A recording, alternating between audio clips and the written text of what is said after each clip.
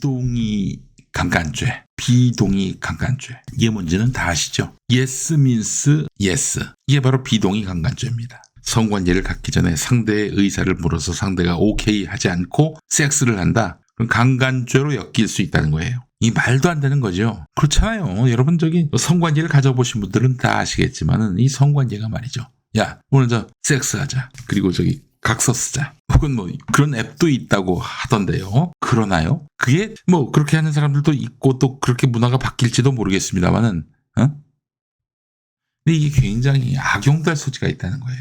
악용될 소지. 이게 무엇인지 지금부터 얘기해 보도록 하겠습니다. 어제 더불어민주당의 정책 공약, 선거관리위원회에 낸 정책 공약에 비동의 간음죄가 포함됐습니다. 아니, 지금 이거는 어마어마한 논란거리인데 이거를 공약에 포함시켰다. 이거는 이재명 대표가 닷페이스 출연한 것보다도 더 충격적이고 파장이 클 사안이다. 이런 이야기가 나왔는데 그렇습니다. 그래서 스피커들마다 문제 삼고 질타를 하니까 민주당 정책위원회 정책실장이 비동의 간음죄는 공약 준비 과정에서 검토됐지만 장기 과제로 추진하되 당론으로 확정되지는 않았습니다. 따라서 실무적 착오로 선관위 제출본에 검토 단계의 초안이 잘못 포함됐음을 알려드립니다. 잘못 넣었다는 거예요. 실수했다는 거예요. 여러분. 근데 이게 가능한 일입니까? 이런 실수가 가능해요? 저는 실수로 그게 들어갔다기보다는 당내 페미들이 당에 암약해서 이 비동의 간음죄를 넣은 것이다. 이걸 잘 스크린하지 못한 건 있지만은 애초에 이거는 어떻게든 포함시키려고 한 당내 세력이 있고 그들은 바로 권력형 여성주의자들이다. 저는 이렇게 판단을 합니다. 참으로 기가 막힌 일입니다. 민주당 당원들은요, 이번에 정춘숙, 권인숙, 박성민, 박지연, 권지용, 김상희 등 당내 페미들을 공천받지 못하게 했습니다. 그렇다면은 권력형 여성주의자들이 터무니없이 주장해온 것들, 이런 것들에 대해서 제동을 거는 것이 당심에 부합하는 것입니다. 정당 민주주의에 부합한 거예요.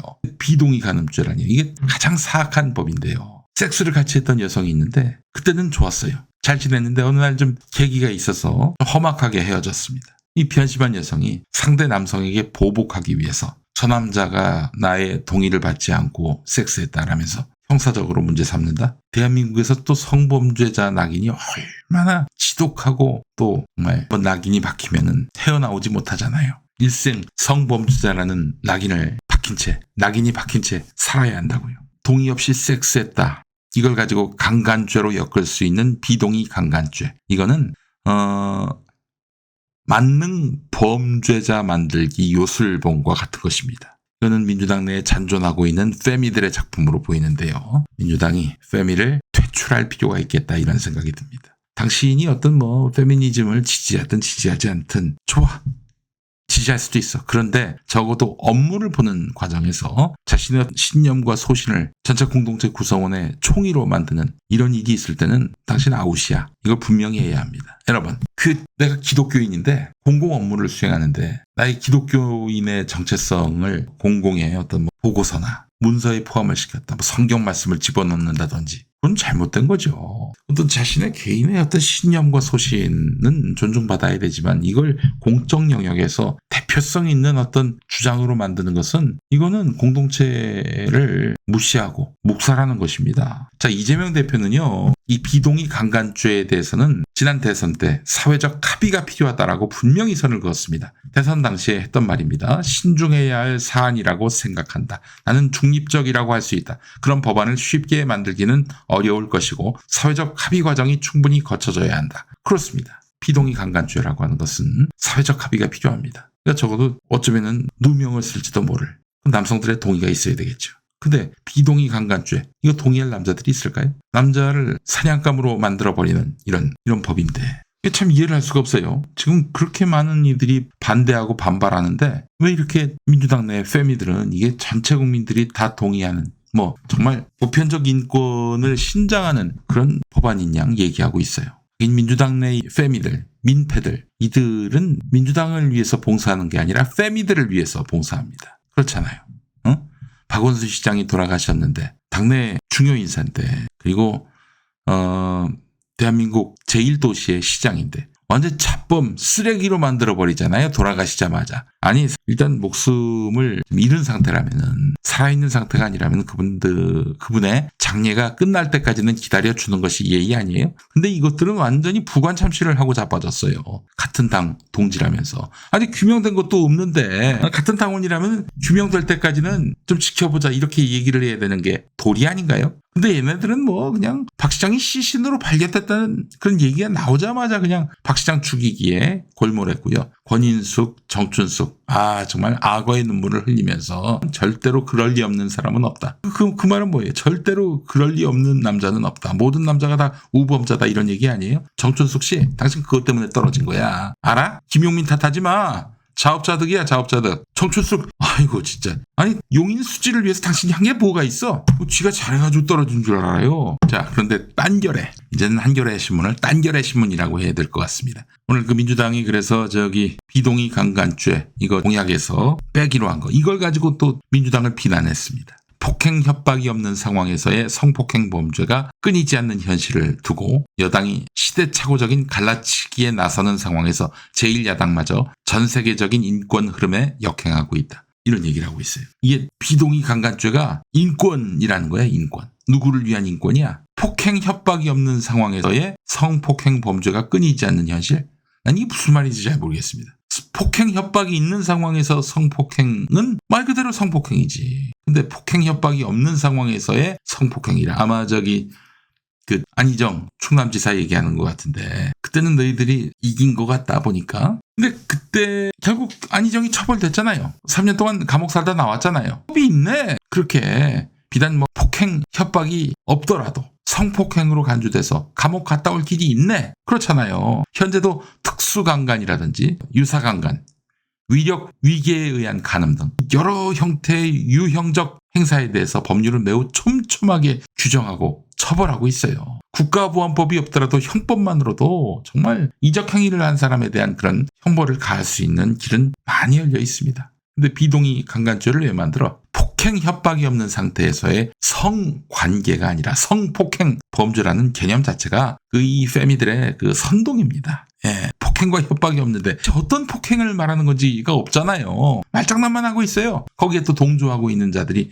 바로 한겨레, 경향신문도 상당하죠. 그리고 아울러 또 민주당 내 민폐들, 민주당 페미들. 우리 메스 스토리지님 5,000원 보내시면서 개인적으로 2030이고 어린 친구들과 지금도 같이 일하는데요. 2030 남성들에게 지지해달라고 말을 못 꺼냅니다. 지금도 그렇습니다. 그런데 이 상황에서 비동의 간음죄를 공식 공약집에 넣어버린다? 지금 분위기 좋은 거 다 깨지고요. 아마 150석 이하로 떨어질 겁니다. 아이고 그러면 안 되지. 그러면 안 되지. 또 어제부터 김용민이가 열불 내고 또 많은 스피커들이 또 거기에 동조하고, 그래서 결국에는 없던 걸로 만든 거 아닙니까? 이 당내 페미들을 완전히 다 정리하지 못한 그런 문제는 있어도 민주당이 이제는 그렇게 가지 않습니다. 좀 송구스럽지만 또 홍보해 주세요. 페미니스트들은 이 비동의 강간죄 이걸 자꾸 왜곡합니다. 이 페미니즘 운동이 어떻게 전개되고 있습니까? 실명 폭로, 그리고 법적인 영역 밖에서 보복, 단죄하고. 지금 진짜 비동의 강간죄 때문에 비난받을 일을 한 사람이 있다면 지금 너희들이 하는 방식대로 해도 돼. 그것만으로도 그 사람들은 낙인 찍혀가지고 사회적으로 제기가 불가능해. 근데 이제는 아예 사법적 처벌 영역에까지 끌어들이려고 하는 거예요. 성은 말이죠, 가장 내밀하고 사적인 영역입니다. 감정, 욕망, 정념, 인간의 신체가 연동된 문제이기 때문에 이걸 사법적으로 다루는 것은 너무나 어렵습니다. 사적 영역을 국가로부터 침해당하지 않을 권리는 이 근대 사회의 기본인 거예요. 제가 동성애나 이런 것들에 대해서 무슨 기독교 보수 지도자들처럼 혐오하지 않는 이유는 뭐냐면요, 사적 영역이기 때문이에요. 내밀하기 때문입니다. 아니 공개적으로 또 애정 행위를 하는 것도 아니고 방에 들어가서 하는 건데 문 잠그고. 근데 그걸 어떻게 비난할 수가 있어요? 저는 이해가 안 되더라고요. 자, 이름 없음님 10,000원 보내시면서 비동의 강간죄라고 하는 비동의 강간죄를 운운하는 한국 페미들은 한국어부터 다시 배워야 합니다. 아마 사전적으로 강간이라는 단어에는 강제적, 비동의적이라는 의미가 내포되어 있는데 비동의 강간이라고 하면 동어 반복이죠. 그렇네요. 그러니까 비동의 강간. 예. 아니 비동의 강간이 존재하면 그럼 동의 강간도 있는 건가요? 맞는 말씀입니다. 예. 동의받고 하는 강간은 합법입니까? 페미들한테 묻고 싶네요. 예. 자, 헌법재판소도 개인의 성행위와 같은 사생활의 내밀한 영역에 대해서는 그 권리와 자유의 성질상 국가는 간섭과 규제를 가능하면 최대한 자제하고 개인의 자기결정권에 맡겨야 하고 이러한 영역에 대한 국가 형벌권의 행사는 중대한 법익에 대한 위험이 명백할 경우에 한해서 최후 수단으로서 필요한 최소한의 범위에 그쳐야 한다. 이렇게 2009년에 헌법재판소가 결정을 내렸습니다. 예. 이 나라 K-페미들은 정말 형사법적 원칙을 쌈싸먹지요. 무죄성 원칙이 어디 있습니까? 의심만 받아도 쓰레기로 만들어버리는데. 그리고 증거재판주의가 없어요. 그냥 오로지 피해자의 말만, 피해자의 말이 곧 진실이다, 증거다. 지금 이러고 있잖아요. 어떻게 그들의 말이 진실과 증거가 될 수가 있습니까? 또 그런 판단을 하지 않는 판사에 대해서는 성인지 감수성이 없다. 또 이렇게 몰아세우고. 또 저 얘기도 하잖아요. 진짜 억울하게 무고를 당할 수도 있는 거 아닙니까? 내 이 여자에 대해서 아무런 욕망도 갖지 않았는데 그냥 자기를 성희롱했다, 성추행했다 이렇게 엮는단 말이에요. 일방적인 주장으로. 근데 지금 보니까 여성계에서는 또 어떤 거를 지금 추진하냐면은 무고죄를 없애라. 그러니까 완전히 없애는 건 아니고 이 사건과 관련해서 진행될 때 그때만은 무고죄로 상대방이 걸지 못하게 만들어야 한다. 이거 정말 참 골 때리지 않습니까? 그리고 저 민주당 의원 중에는 이런 법안까지 추진하려 했던 사람이 있었습니다. 남몰래 녹음을 못하게 하는 것. 남성으로서는 여성이 어떻게 변심할지 모르니까 그래서 이제 그 여성과 같이 있을 때의 대화를 녹음을 하고 성관계할 때도 녹음을 해서 이 성관계가 자발적인 성관계였다는 것을 입증하기 위해서. 근데 그 녹음을 금지시킨다는 거예요. 왜 금지시켜 도대체? 어디다 뿌리면은 문제가 될 수 있고 범죄가 될 수 있는 건데 자기를 보호하기 위해서 녹음을 한 게 불법이야? 앞으로 어떻게 될지 모르는데. 그래서 이 나라 페미들은 정말 병들었어요. 그 페미에 동화된 한겨레 경향 등 진보 언론 기자들. 기자뿐입니까? 종교단체도 있고요. 온갖 군데 페미들이 들어가서 그렇게 조직을 완전히 망가뜨립니다. 이자들은 제가 봤을 때는 이자들이 들어가서 장악하는 조직 중에 정상적으로 가동되는 조직을 제가 못 봤어요. 다 망가집니다. 이거 중요한 문제예요, 여러분. 이자들은 정말 제가 어떻게 이들하고 싸우게 됐느냐. 제가 14년 전 발언을 갖고 김용민이가 방송 진행하면 안 된다. 테러를 가한 거거든. 난 용서할 수 없습니다, 기본적으로. 내가 방송 못하게 된 것에 대한 불만, 분노도 있지만은 이것들은 아주 진짜 열린 사회에서 아무나 진짜 여성 혐오자로 낙인 찍고 말이죠. 그렇게 해서 지들의 권력을 확장해가는 수단으로 악용했어요. 이놈들은 제가 반드시 끝까지 싸울 겁니다. 그래서 제가 앞으로 공공무대에 설 아무런 계획을 세워놓지도 않았어요. 정치 참여 안 하는 건 말할 것도 없고 방송 출연 다 열어. 저 사람이 어떻게 저 자리에 서느냐라고 페미들이 들고 일어나고 문제 삼을 그런 행동을 하지 않겠다. 다만 끝까지 페미들과는 백척간두에 서서 끝까지 책임을 묻고 이들이 공직에서 권력을 얻지 못하도록 하는 일을 하겠다라고 작심했습니다. 김용민은 정말 그렇게 해서 여러분 운명을 걸었습니다. 그렇지 않으면 민주 진영은 이제 완전히 2030 세대로부터 유리된 늙은 꼰대 정당이 될 겁니다. 낡은 페미 정당이 될 거예요. 그렇게 되길 바라십니까? 심각한 문제라는 점에서 여러분들이 좀 많이 공감해 주셨으면 좋겠습니다.